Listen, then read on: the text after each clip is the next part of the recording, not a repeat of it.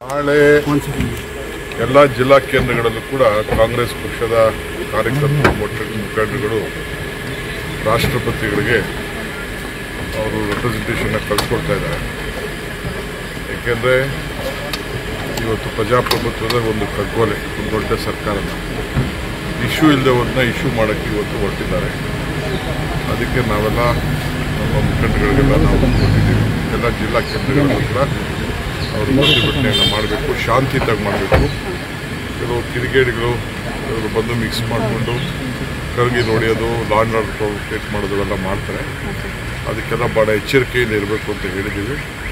So ನಮ್ಮದು ಯಾವಾಗಲೂ ಕೂಡ ಗಾಂಧಿ ತತ್ವ, ನಮ್ಮದು ಶಾಂತಿಯಿಂದ ನಮ್ಮ ಪ್ರತಿಭಟನೆಯನ್ನು ವ್ಯಕ್ತಪಡಿಸಿ ಈ ದೇಶಕ್ಕೆ ಒಂದು ದೊಡ್ಡ ಸಂದೇಶವನ್ನು ಕಳಿಸಬೇಕು ಅಂತ ನಾವು ತೀರ್ಮಾನವನ್ನು ಮಾಡಿದ್ದೀವಿ. ರಾಷ್ಟ್ರವ್ಯಾಪಿ ಪ್ರತಿಭಟನೆಗಳನ್ನು ಮಾಡೋದಕ್ಕೆ ಈಗಾಗಲೇ ಪ್ಲಾನ್ ಮಾಡಿಕೊಂಡಿದ್ದಾರೆ. AICC ಕಡೆಯಿಂದ ಕೂಡ ಅದು ನನಗೆ ಗೊತ್ತಿಲ್ಲ. ನಾನು ಕರ್ನಾಟಕ ರಾಜ್ಯದ ಮಾತ್ರ ನಾನು ಮಾತಾಡ್ತೀನಿ.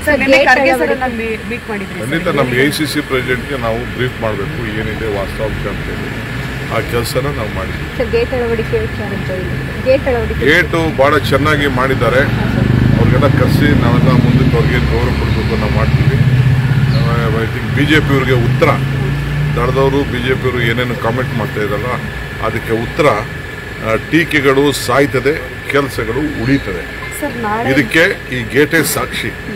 ಏನೇನು ಕಾರಜೋಳ ಏನು ಮಾತಾಡಿದ್ರು, ಅಶೋಕ್ ಏನು ಮಾತಾಡಿದ್ರು, ಬೊಮ್ಮಾಯಿ ಏನು ಮಾತಾಡಿದ್ರು, ವಿಜೇಂದ್ರ ಏನು ಮಾತಾಡಿದ್ರು, ಬೇರೆ ಬೇರೆ ಕುಮಾರಸ್ವಾಮಿ ಏನು ಮಾತಾಡಿದ್ರು ಎಲ್ಲ ನೀವೆಲ್ಲ ಗಮನಿಸಿದ್ದೀರಿ. ಆದರೆ ಆ ಟೀಕೆಗಳೆಲ್ಲ ಸತ್ತೋಗ್ಬಿಡ್ತು. ನಮ್ಮ ಕೆಲಸ ಮಾತ್ರ ಉಳೀತು. ಇದನ್ನು ಹಿಂದೆನೂ ಹೇಳಿದ್ದೀನಿ, ಇವತ್ತು ಹೇಳ್ತೀನಿ.